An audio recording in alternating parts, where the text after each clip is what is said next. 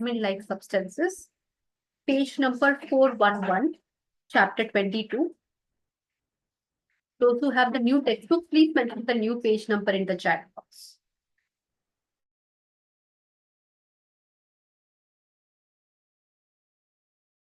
In new textbook, it is page number 416.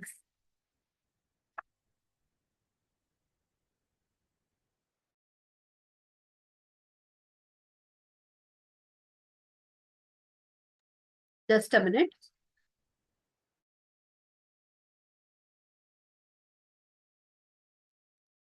So vitamin-like substances in new textbook, it's page number 416, old textbook 411. So vitamin-like substances, these are not exactly vitamins. They function like vitamins, but they cannot be categorized as vitamins yet because of the range of functionality that they may not have. Okay. So they are also essential organic micronutrients that should be found in your diet. And some of this your body can synthesize on its own as well. Okay.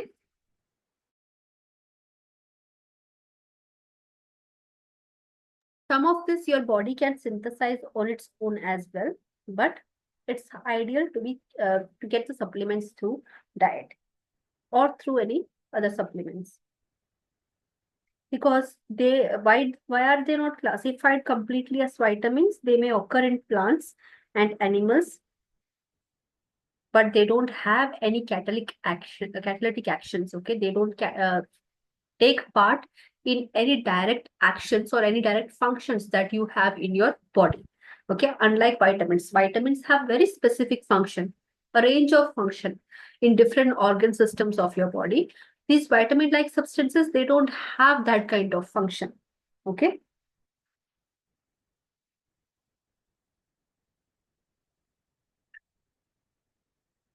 And they are available in abundance in the in plant and animal body. Okay, not in scarcity. They are available in abundance.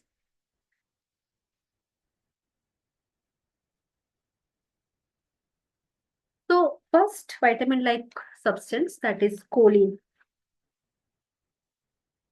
So main functions of choline, it's a structural component of all cell membranes. So cell wall, cell membranes, they have choline. All the cells in your body have choline. Okay.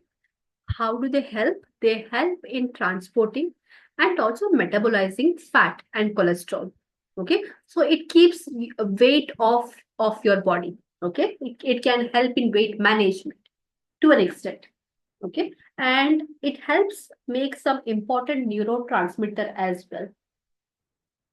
Some important neurotransmitters like acetylcholine and all, which your brain requires for its memory and mood.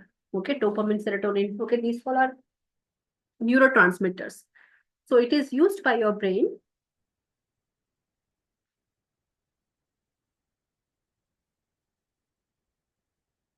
It is used by your brain to make all these neurotransmitters. Choline helps in making the neurotransmitters. So if you don't have enough choline in your body, either synthesized by your body or from diet, it may affect your mood.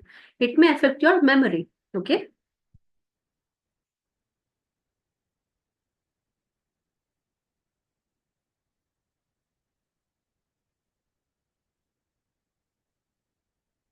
It helps maintaining normal levels of homocysteine in the blood as well.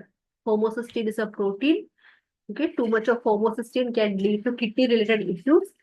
Okay, to avoid that, it helps in maintaining the normal levels of homocysteine in blood. Too much of homocysteine can also lead to breakdown of red blood cells. That can also lead to anemia. Okay, so to prevent that, choline can help. And in human body as well, choline is synthesized. Your own body can make choline, but it is not enough for your body's requirement. Okay. Supply does not meet the demand of your body. Okay. Supply of choline does not meet the need and demand of the body. So that's why choline is a essential nutrient. It's ideal if you get it through food. So what are the good sources of food? that has choline. Eggs have choline. Red meat like beef, mutton and all, poultry as well, they have choline. Seafood also has choline. When it comes to vegetables, vegetarian sources, whole grains, the cereals also, they have some amount of choline, but it's not comparable. Okay, the amount of choline that you get from a non-vegetarian diet, it's not that comparable. Okay, so choline deficiency, since it's abundantly found in non-vegetarian food, choline deficiency is very common among vegans and vegetarians, especially the ones who will not even consume eggs and milk. Okay, so that can lead to choline deficiency. So it affects our liver, muscle, lymphocytes, cells, brain, critical thinking.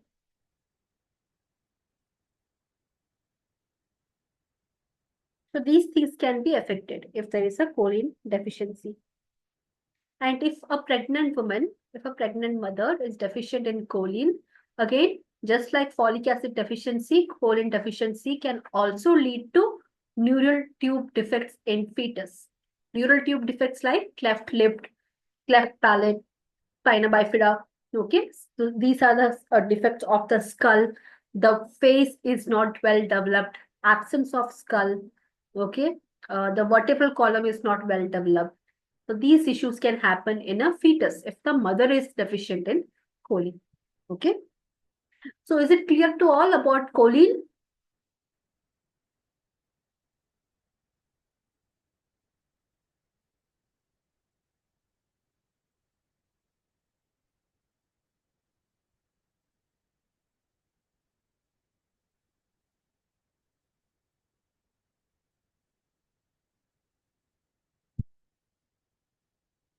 Next is carnitine. L-carnitine also. Like L-carnitine, people who go to gym and all, I think they are much well aware of L-carnitine. It's like marketed as a weight management, weight loss drug, carnitine. Okay. So it helps in fat metabolism. How? It helps in majorly L-carnitine helps in moving the fat around the body. Okay. If fat is stuck in one part of the body, that's how it leads to if it is a blood vessel. Okay. If it is a blood vessel and let's say fat or cholesterol is stuck in blood vessels, what will happen? Can you guess what will happen? Fat cells, especially cholesterol, low density cholesterol,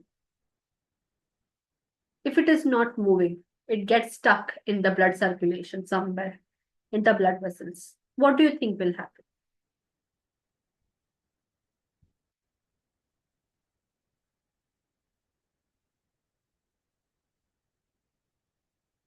No, embolism is air embolism and all. So that is atherosclerosis. Atherosclerosis, atrial blocks, okay?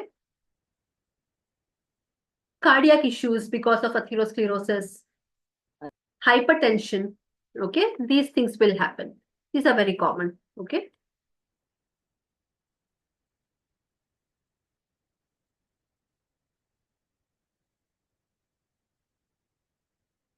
Embolism is the air bubbles that get into the air embolism and all. So that is air bubbles. Okay, so it's not related to fat. It's any deviation in medical procedures could lead to air embolism. Okay. So because it is essential to transport, especially long chain fatty acids from your cell cytoplasm to mitochondria, when the fat enters mitochondria, mitochondria can use it as a source of energy because fat also gives you energy. Mitochondria predominantly it will use glucose for energy. Okay, but if mitochondria has access to fat, why not? It will use fat for energy. Whatever mitochondria will get, if it can be converted into energy, mitochondria will convert that into energy. That's why it is called the powerhouse of the cell. Okay, powerhouse. Why? It is the energy is generated in the cells. Energy is generated from the mitochondria. Okay, so imagine a majority of the fats that you have in your body is getting into the mitochondria. Okay, mitochondria will use that as energy. You have energy, you will not be tired. Okay, you have the motivation, you are focused. Okay, that energy can be used for so much of purposes. And on the bright side, it will help in weight reduction, weight management, because fat is not deposited in the body, it is getting utilized up. Okay, so that's how carnitine or L-carnitine has been marketed as a weight loss drug. Okay, so what does it do? It assists in the breakdown of energy stores in the cell, and it plays an essential role in making fat available for the muscle tissue, promoting muscle energy. So mitochondria in the muscles will take up this fat to give energy, and especially it utilizes long chain fatty acids that are present in your body for energy purpose. And it also supports a healthy environment for your lean muscles to grow, develop, and this also leads to a strong and defined lean physique. Okay, these are the functions of L-carnitine. Okay.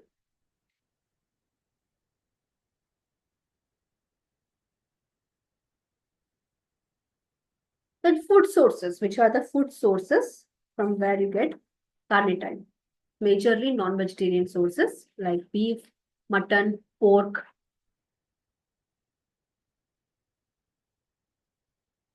Meat, beef, mutton, pork, fish, chicken, milk. Okay, but you can see from the slide here, red meats like beef and mutton, they have the highest levels of carnitine. Okay, and also when it comes to fish, okay, remember that dark colored fishes like kingfish and all, surma. Okay, dark colored fish. The more darker the meat is, the more darker the meat is, the higher the amount of carnitine. Okay, so that's why chicken, which is white meat, okay, which is white in color, poultry meats, they don't have much carnitine. Okay, but the deeper the color of the meat is, okay, the higher will be the amount of carnitine. Darker the flesh, more is the carnitine. And for vegetarians, you can use the supplements of L-carnitine. Okay, so that will help.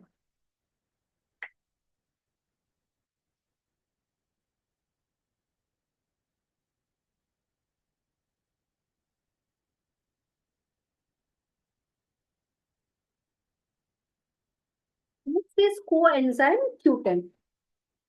Coenzyme Q10. This is also a molecule which is used by human body for aerobic cellular respiration, which means what is aerobic respiration? Anything that takes up oxygen to give energy. Okay, anything that takes up oxygen to give energy. That is aerobic respiration.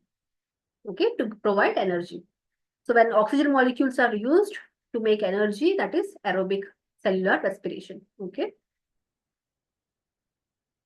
So coenzyme Q10, that also works a lot in mitochondria, parts of the cells where energy is produced. So this also functions as an antioxidant. Okay. So it will take care of the free radicals as well, if at all required. And this is the most fat soluble antioxidant. Okay. So it is very versatile. It is very versatile. Okay.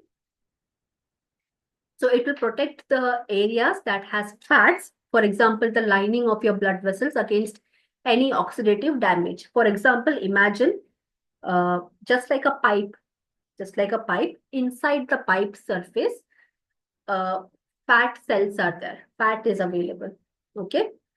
And in between space is there through which the blood can flow, okay? But the inside of the pipe, the blood vessels, okay, fat is present to protect the lining of the blood vessel, so that any toxic thing, anything toxic, if at all comes into the blood circulation, it should not directly attack the blood vessels. Okay, it should not directly attack the cellular structure of the blood vessels. So as a protective lining, we have fat, okay, the lining of the blood vessels. So since coenzyme Q10 is a fat-soluble antioxidant, this antioxidant will attach itself into this fat linings of the blood vessel, so that if at all any free radicals come, this antioxidant can take care of the free radicals, okay, without affecting the health of the blood vessels. That is how coenzyme Q10 functions. Ubiquinol is also another name for coenzyme Q10. So this contributes to protecting your heart health, cardiac health, your vascular health, health of your blood vessels. So directly the heart health gets improved. Okay. So it's seen that people who are deficient in coenzyme Q10, they some or the other form of cardiac diseases are present in them. Okay. And cardiac patients, and especially cardiac patients who have undergone the bypass surgery, for them, coenzyme Q10 is prescribed as an antioxidant.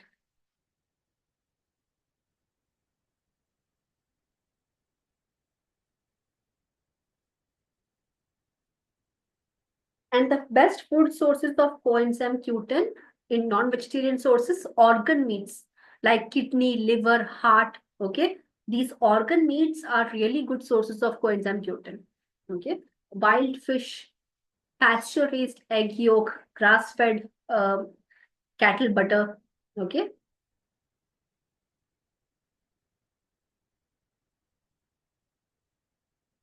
and vegetarian sources, it's available but not too much. Avocados, olive oil, broccoli, cauliflower, nuts like pistachio, walnut, sesame seeds, hazelnuts. Okay, they also have coenzyme Q10, but not to that extent that how it is found in organ meats.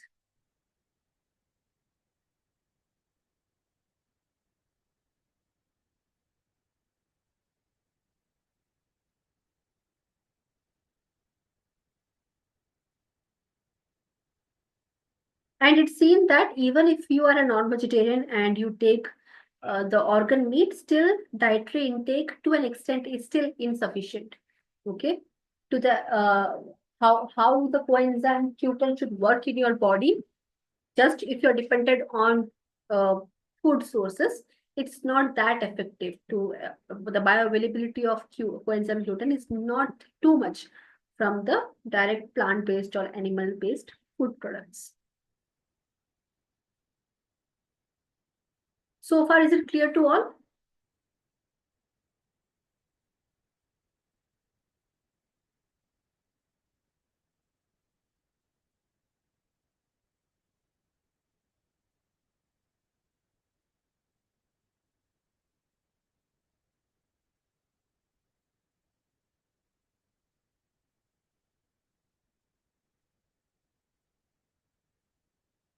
Next is lipoic acid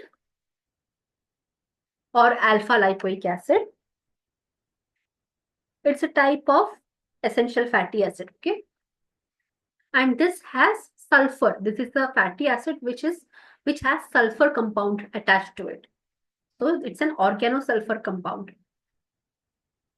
And it is an important cofactor for various enzyme complexes. For various enzymes to be produced in the body, lipoic acid is required. And also helps in bringing down any inflammation that you have in the body. Okay, it has anti-inflammatory properties. Okay, and it also takes place in energy pathways, different like anaerobic cellular respiration, aerobic cellular respiration. Okay, these are different energy pathways. Sometimes your body still have to make energy in the absence of oxygen. So that's when, like when you go to gym for the first time and all, okay, the second day, the third day, your entire body is sore. Okay, why? Because the muscles have developed the lactic acid. Okay, because when all the oxygen that the muscle cells had, okay, mitochondria has used up those oxygen molecules. Okay, in the absence of oxygen, mitochondria had to make energy. Okay, so a byproduct of that is lactic acid. So that when it gets accumulated in the cells, in between the cells. That's what makes your body sore. Okay, after a vigorous physical workout, not that day, but the very next day, you will feel that entire body is sore. That is the reason. Okay, so lipoic acid has a role that it has to play in various many energy pathways. Okay, and it is both fat soluble and water soluble. Okay, so it's very um, diverse in its nature. Very less amount of lipoic acid we humans can make in our body. We can synthesize that. But apart from that, majorly we are dependent on diet as well.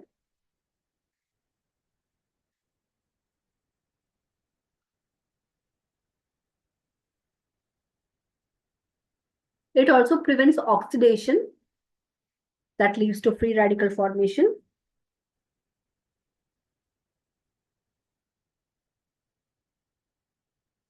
So helps in weight loss, limits the brain cell degeneration because of inflammation, maintains heart health, benefits the NEM stress response. NEM is also a neurological disease condition. Okay.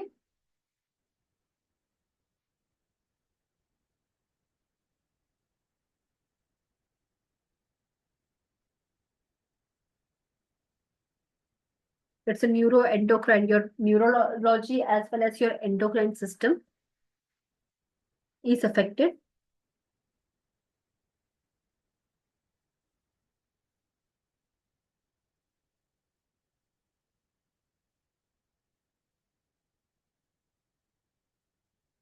Then what are the foods that contain lipoic acid? Liver, kidneys, heart. Okay, again, organ meats, broccoli, spinach, sprouts, peas, tomatoes. These are the foods rich in lipoic acid. Carrots as well. They are not mentioned here. But usually in animal-based food, red meat and organ meat are the highest sources of lipoic acid. In plant-based sources, fresh fruits, vegetables, okay, more or less are quite high in lipoic acid. If at all you are deficient in lipoic acid, you have a risk of developing type 2 diabetes, arthritis, any cardiac diseases, vascular diseases, asthma, multiple sclerosis, tumors, okay.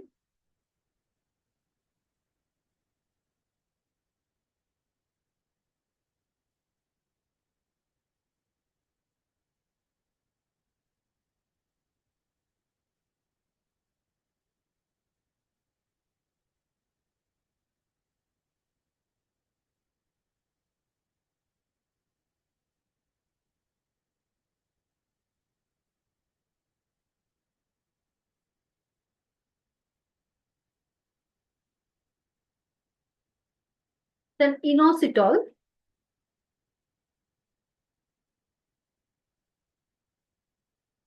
Inositol in recent times have become a medicine that is being prescribed for PCOD, PCOS and all. Okay.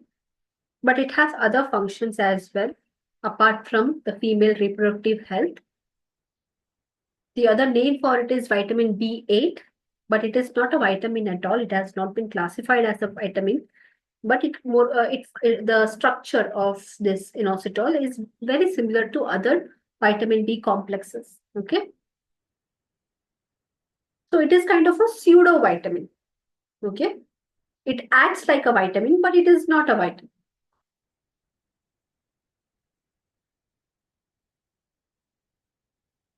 And it has an active form which is found in animal-based food and all, myo-inositol, which is found in the muscles of the food, and also in human muscles, inositol can be found.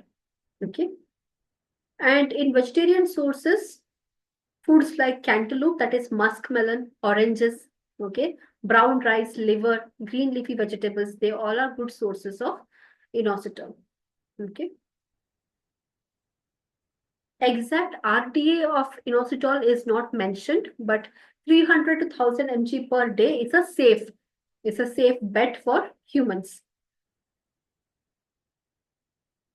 So what are the main functions of it?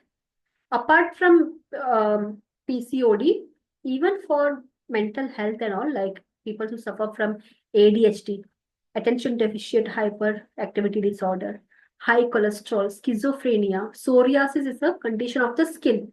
Okay. And obviously, polycystic ovarian syndrome, inositol is been getting prescribed. Okay. It helps in improving these conditions. It will not cure. Remember this. Inositol is not supposed to cure these disease conditions. Okay. It just improves the existing symptoms. Okay. So the inositol is also able to break down fat, and it prevents dangerous fats from forming in your body and leading to inflammation or any blockages like atherosclerosis and all. Okay. And when it prevents these dangerous fats from formation, it is also preventing these bad fats from entering your liver and other organs. Okay.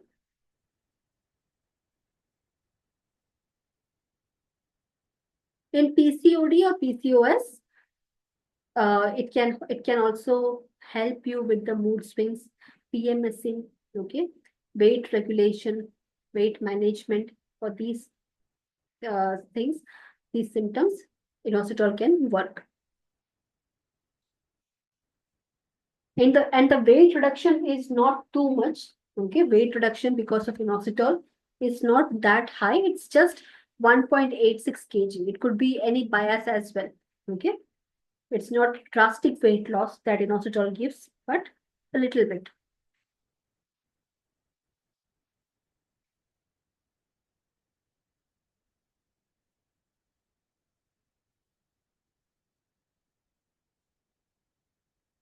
So that's about vitamin-like substances. Any queries if you have, you can ask in the chat box. It's a very small topic.